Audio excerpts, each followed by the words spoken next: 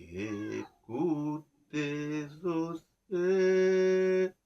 secret, combien Jésus-Christ est riche à bonté. Et toi, terre des hommes, au bétail du champ, oh, louez-les car il est bon.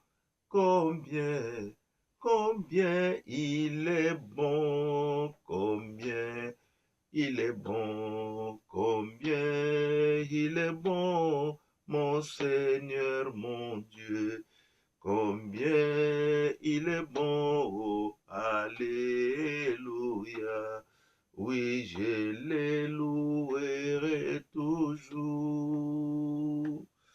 Il nous a créés pour la vie éternelle et nous avons péché et avons tout perdu.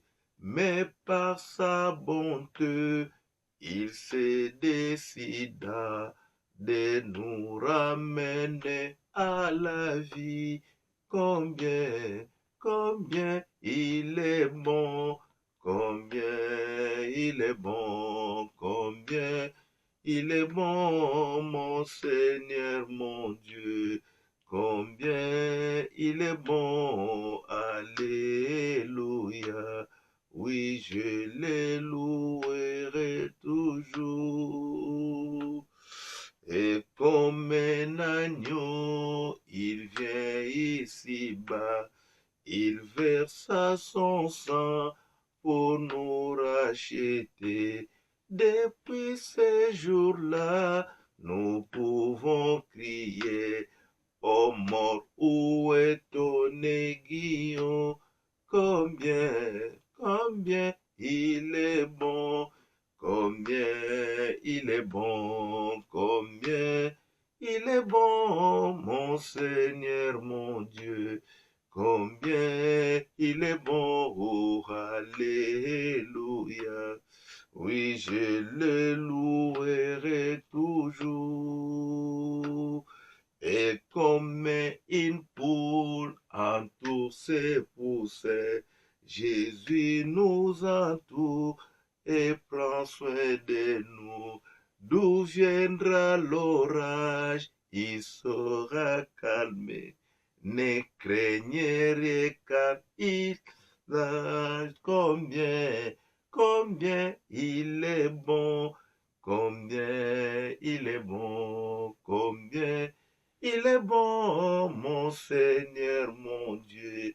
Combien il est bon, oh, alléluia. Oui, je le louerai toujours. Éternel, désarmé, le Créateur, Père Céleste, je te bénis. Merci pour ce moment. Merci pour la paix. Merci pour ton souffle de vie.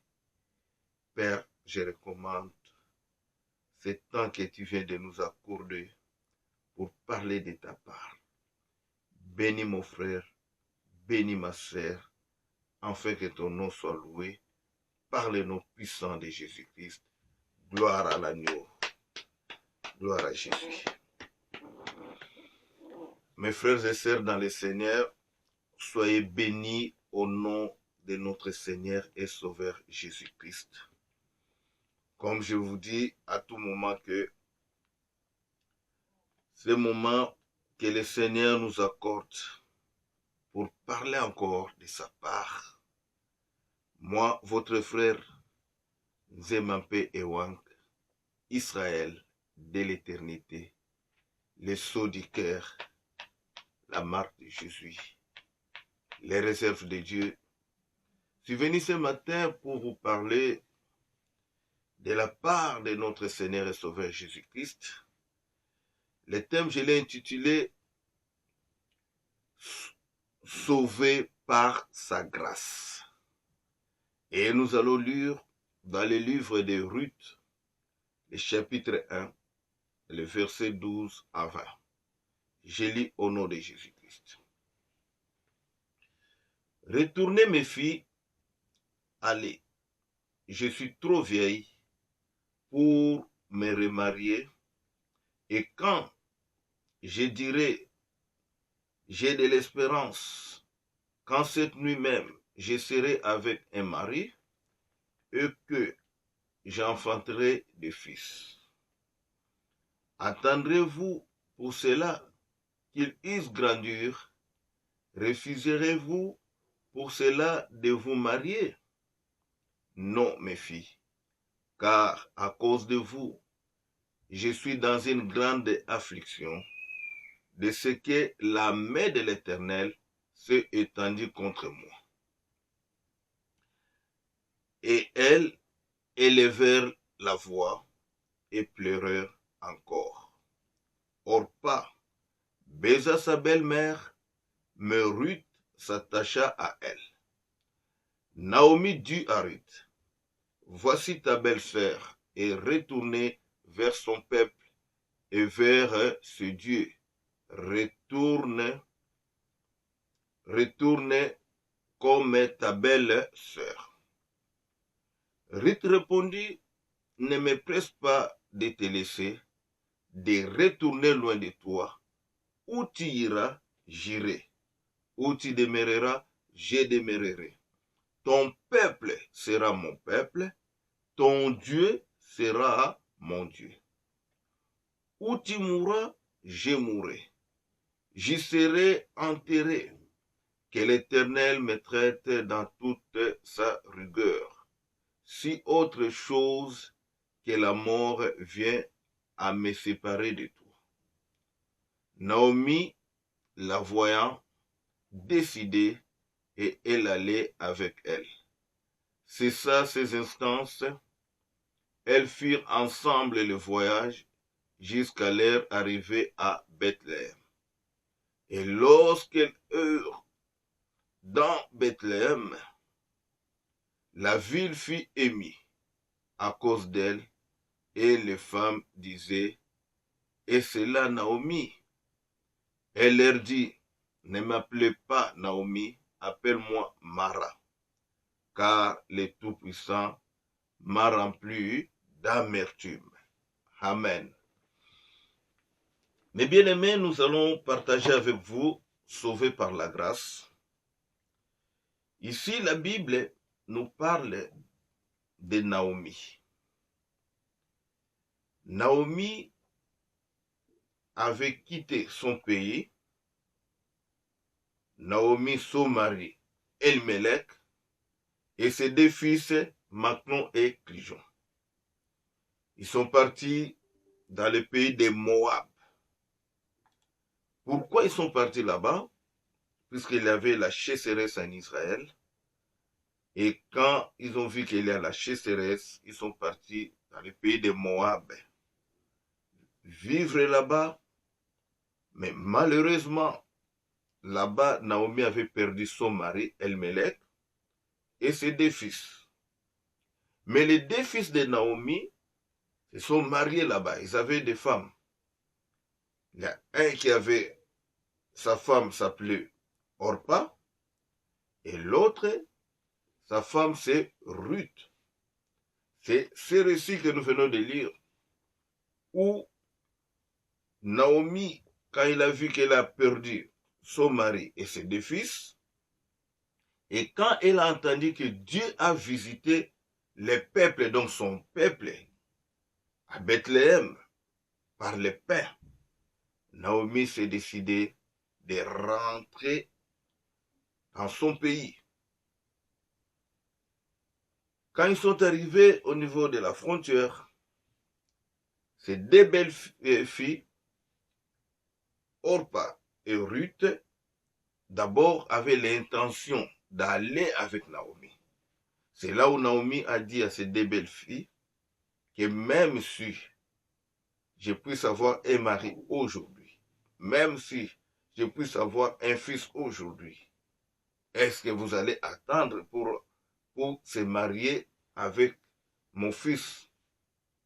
Donc, village de Naomi vit aussi l'âge de ces deux belles filles. Le temps n'était pas favorable. que ces deux filles, ces deux belles filles puissent rester avec Naomi. C'est ici que nous sommes arrêtés avec la lecture, où Orpa a baisé sa belle-mère, elle est rentrée. Et la Bible dit, Orpa est rentrée vers son peuple et ses dieux, au pluriel. Mais Ruth s'est attachée à Naomi. Ruth n'a pas voulu rentrer. Et Ruth a bien prononcé les paroles, il a dit, j'irai avec toi. Ton peuple sera mon peuple et ton Dieu, singulier, sera mon Dieu. C'est là où nous voyons que Ruth, la Moabite, chez eux, ils adoraient plusieurs dieux. Mais Ruth vient, elle est d'abord la descendante de qui? De Lot. Ça, vous pouvez voir dans le livre de Genèse 19, le verset 34. Ruth, qui est descendant de Lot, Lot à qui a fait des enfants avec ses filles biologiques, puisque quand Lot a quitté Sodome et Gomorrhe, est sorti avec ses deux filles et sa femme, nous connaissons l'histoire que la femme de Lot, suite à désobéissance à la parole, avait regardé derrière, elle était devenue une statue. Mais Lot est sorti avec ses deux filles. Et ces deux filles de Lot, l'aînée a dit à sa sœur que voilà, là où nous habitons, à côté de chez nous, il n'y a pas des hommes qui viendront pour demander la main, pour nous marier. Donc, elle s'est complotée. Ils ont pris, donné le vin à leur père et il est sorti avec son père qui est Lot. Et l'enfant qui est né de Lot et sa fille, on l'a donné à cet enfant le nom de Moab, donc les descendants de Lot. Entre Lot et sa fille, donc le fils qui est sorti, c'est ce fils-là qu'on avait appelé Moab. Mais que dit la Bible concernant les Moabites? Je vais lire dans le livre de Deutéronome, le chapitre 23, le verset 3. La Bible dit ceci. L'Ammonite et les Moabites n'entreront point dans l'assemblée de l'Éternel, même à la 10e génération et à perpétuité. Donc, les Moabites avaient l'interdiction d'entrer dans l'assemblée de l'Éternel, puisque c'était des peuples issus des péchés. Mais regardez, Ruth s'est attachée à Naomi. Ruth n'a pas voulu rentrer vers son peuple, mais Ruth a cherché à s'attacher à sa belle-mère. Et elle est partie avec Naomi à Bethléem. Mais vous allez regarder dans la Bible, si vous lisez les derniers chapitres du livre de Ruth, vous allez voir que Naomi avait promis à Ruth le repos. Et Ruth s'est mariée à qui? À Boaz. Le couple de Ruth et Boaz, ils ont eu un enfant et cet enfant s'appelait Obed. Obed, c'est le père de Isaïe. Isaïe, c'est le père de qui? De David. Donc, Ruth est entrée dans la lignée de Jésus-Christ, les ancêtres, même de qui? De Seigneur Jésus-Christ. Donc, de la malédiction, en tant que Moabite, elle est passée à la bénédiction, à la sanctification. C'est pour ça que nous disons que le véritable Naomi, puisque Naomi elle-même avait dit que je suis devenu Mara. Or, le véritable Mara, c'était qui? C'est le Seigneur Jésus. C'est le Jésus qui a accepté de prendre notre place. Et là, nous allons prouver ça avec les Écritures. Puisque c'est les Écritures, nous sommes faibles. Si les versets 10 et 6, c'est ce que nous on dit, Amen. Je prends dans le livre d'Éphésiens, chapitre 2, les versets 11 à 12. Que dit la Bible? C'est pourquoi vous, autrefois païens, dans la chair, appelés incirconcis, par ceux qu'on appelait circoncis, et qui les sont en la chair, par la main de l'homme. Souvenez-vous. 12. Que vous étiez en ce temps-là, sans Christ, privés du droit de la cité en Israël, étrangers aux alliances de la promesse, sans espérance et sans Dieu dans les mondes. Donc nous étions, on nous appelait quoi? Les incirconcis. Nous étions sans Christ, sans Dieu, privés des alliances. C'est comme Ruth. Ils avaient l'interdiction de quoi? D'entrer dans l'assemblée de Dieu. Et nous aussi, nous païens, nous étions sans Christ. Nous étions privés de la gloire, de l'alliance même de Dieu. On était sans Dieu. Mais grâce à Yehoshua HaMashiach, lui qui était devenu pécheur, lui qui était saint, il a accepté de prendre tous nos fardeaux, de prendre tous nos péchés. C'est comme Naomi qui a accepté. Regardez Orpa. Orpa avait touché, mais elle est rentrée vers ses dieux. Mais Ruth qui s'est attachée, sa malédiction en tant que Moabite est changée à la bénédiction, à la sanctification, à la justification. Je prends dans le livre de Jacques, chapitre 15, le verset 4 à 5. Que dit la Bible? La Bible dit, demeurez en moi, je demeurerai en vous comme le serment. Ne peut de lui-même porter du fruit.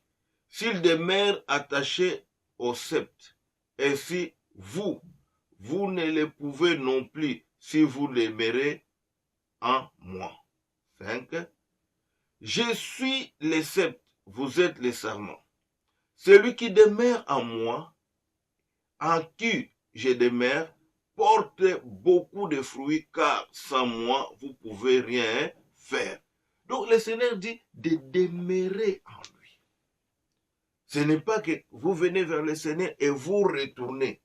Orpa, au lieu d'avancer avec sa belle-mère, elle est retournée. Donc Orpa a raté même le repos. Parce que Naomi avait promis, arrête quoi? Les repos. Or, le vrai repos, c'est qui? C'est le Seigneur Jésus-Christ. Il a dit lui-même, je suis le sabbat. Le sabbat qui signifie le repos. Je vais prendre encore un verset. Moi, j'aime les Écritures.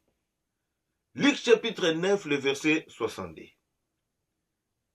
La Bible dit ceci.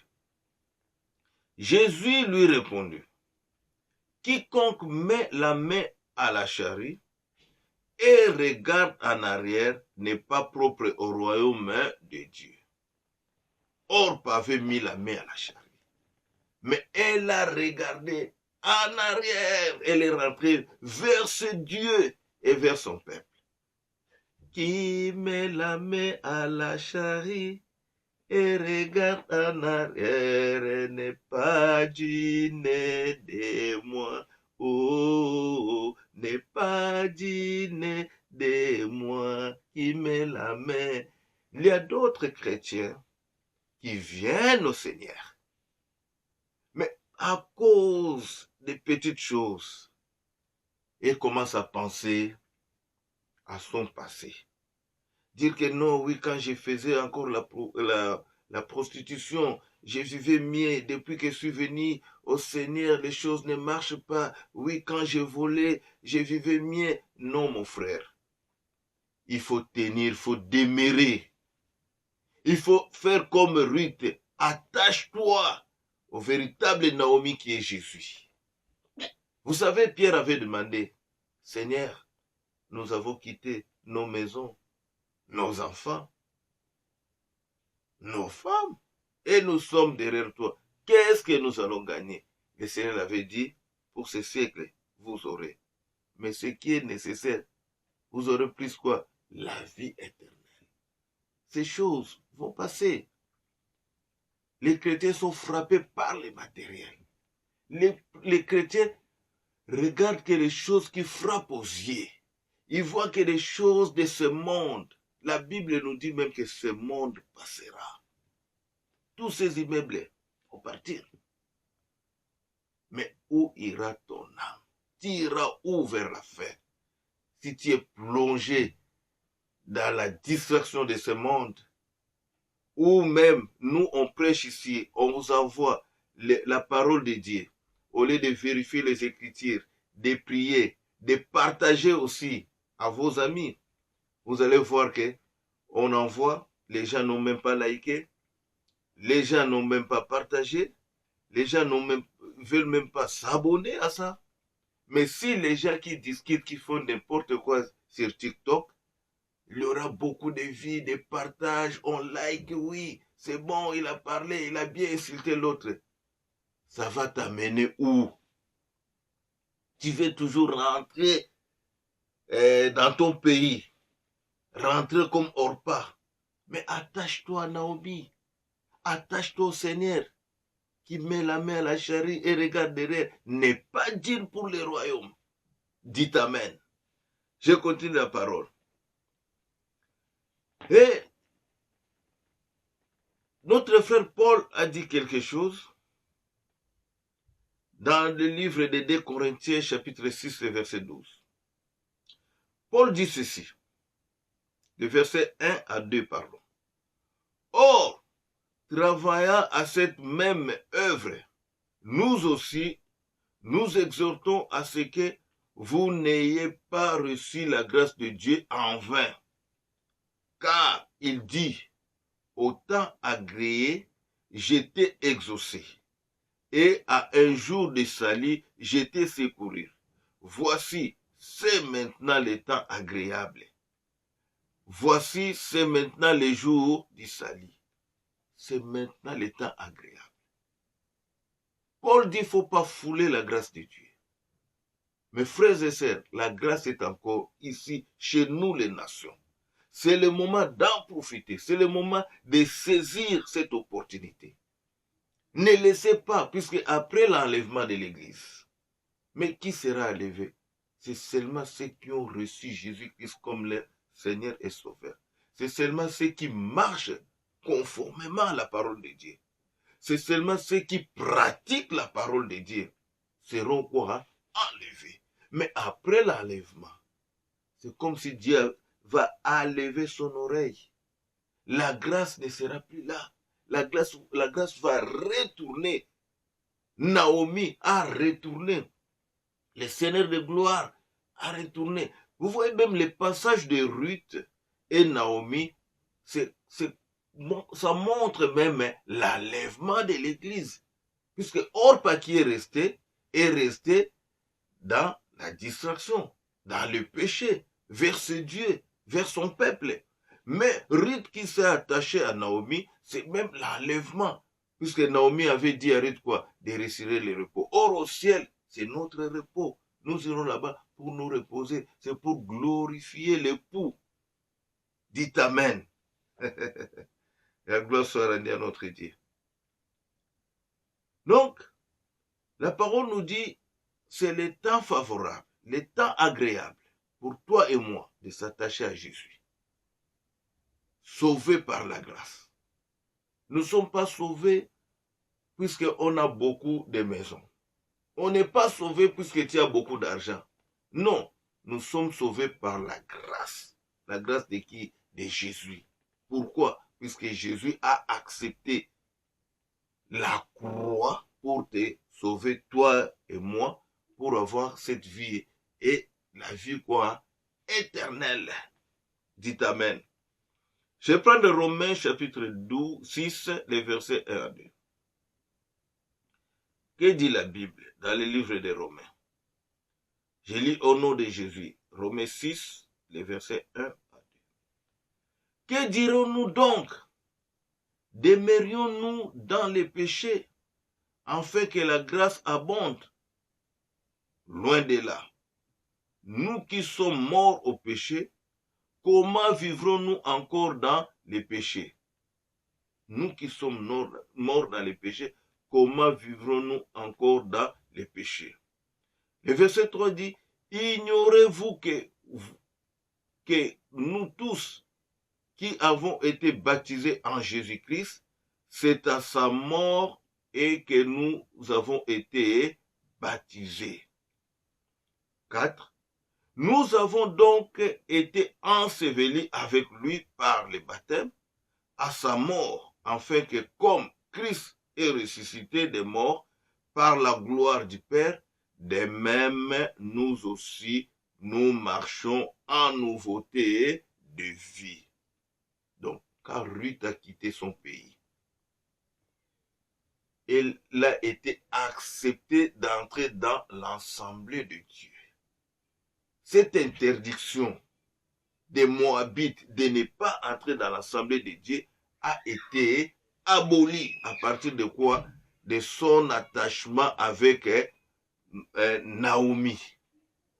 Donc, toi et moi, nous étions esprits de Christ, privés des alliances de Dieu, privés de Dieu, mais nous sommes attachés à Jésus-Christ. Le Christ a enlevé toutes ces malédictions. Mais quand tu rentres dans les péchés, c'est comme si tu étais en train de christifier le Christ de Dieu pour la deuxième fois. Or, Christ n'est plus christifié. Christ est au ciel, mais son esprit est en nous. Dites Amen. Amen. Gloire à Jésus. Je vais prendre le livre d'Ésaïe avant de terminer. Il y a quelques versets en bas, oui. Je vais prendre le livre d'Ésaïe, chapitre 53, les versets 3 à 5. Que dit la Bible? Méprisé, abandonné des hommes de douleur et habitué à la souffrance, semblable à celui dont on a détourné le visage. Nous l'avons dédaigné. Nous n'avons fait de lui aucun cas. Cependant, ce sont nos souffrances qu'il a portées.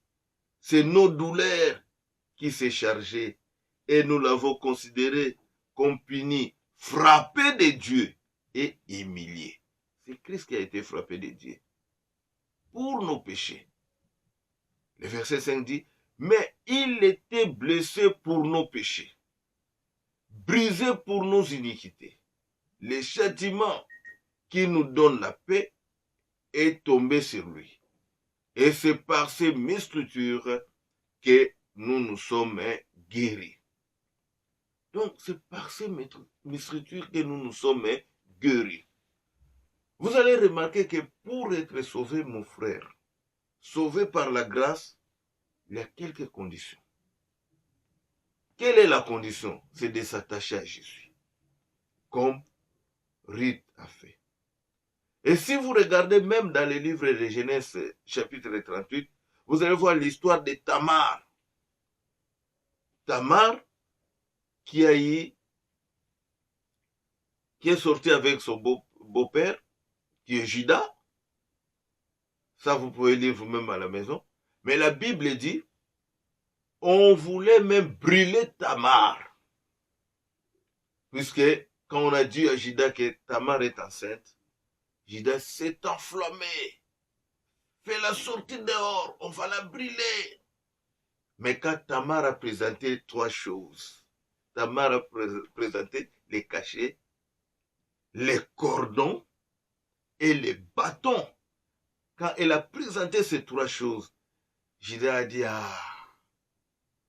il s'est senti coupable. Il a dit, on va plus les brûler. C'est ça. Qu'est-ce que tu vas présenter devant Dieu? Tamar a présenté ces trois choses. Mais toi, qu'est-ce que tu vas présenter? Or, Jean dira dans le livre de 1 Jean chapitre 5, la Bible dit ceci, c'est lui Jésus qui est venu avec l'eau et du sang, non avec l'eau seulement, mais avec l'eau et avec le sang. C'est l'Esprit qui rend témoignage parce que l'Esprit est la vérité. Le verset se dit, car il y en a trois qui rendent témoignage. L'Esprit, l'eau et le sang. Les trois sont d'accord. L'Esprit, l'eau et le sang. Souvenez-vous à la croix, qu'est-ce qui est sorti de Jésus? Le sang de Jésus est coulé et l'eau aussi est sortie. Et la Bible dit, c'est l'Esprit qui rend témoignage. C'est l'Esprit qui va te témoigner devant Dieu.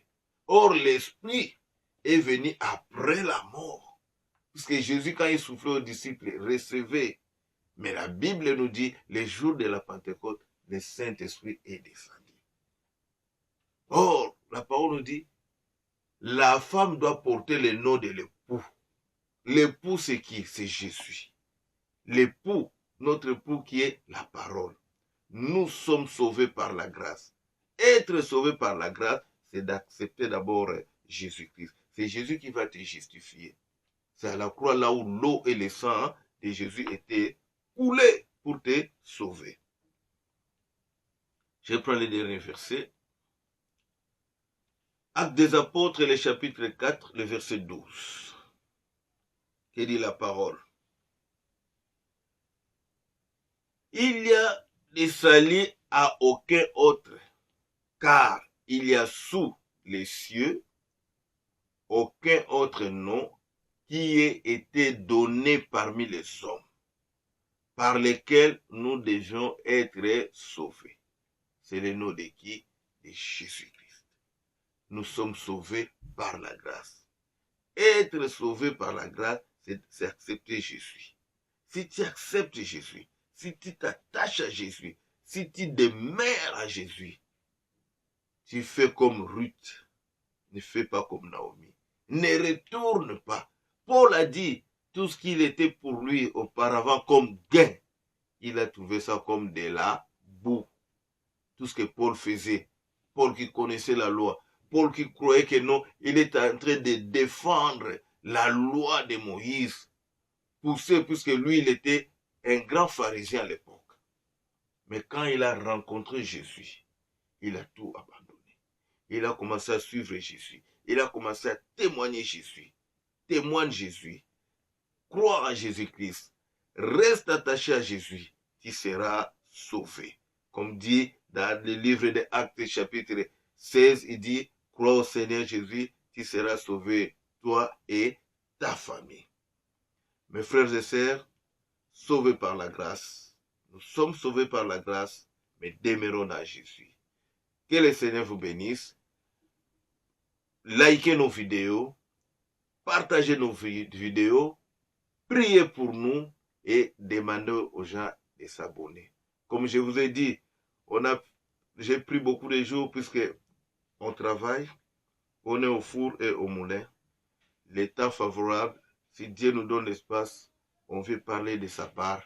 Donc abonnez-vous, priez pour nous, partagez, likez nos vidéos. Je vous demande, le numéro de téléphone est là, contactez-nous, on va prier. Si vous avez des préoccupations, des sujets de prière, le Seigneur va vous assister. Soyez bénis au nom de Jésus-Christ. Amen.